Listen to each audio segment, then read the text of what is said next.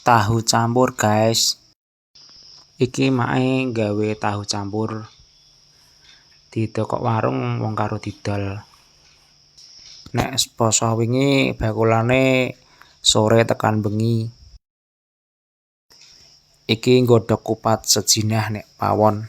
Kuah campure ya wis mateng. Dadi iki dicampuri rempah-rempah salam, laos, serai, dene wangi sedep. Iki aku ngracik sambel dhewe. Isine ya kacang tanah goreng kuwi, lombok, bawang karo uyah. Ijoane seledri terus kol jane karo cambah tapi mak ora tuku cambah.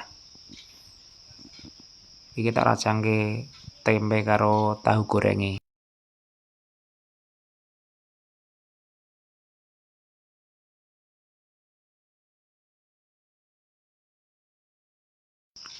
Langsung dikei kecap manis. Sing terakhir kuah campure. Langsung disiramke sak kepeke piring. Mangkat golek nggon madang. Tahu campur ketupat. Nek mangan tahu campur niki diaduk-aduk sik ya guys.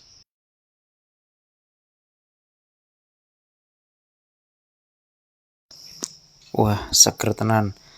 Madang karo nines nek sisih omah angine sempripit.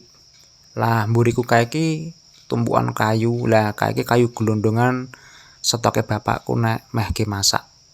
Sing wis dipeceli diunggahke ning pogo.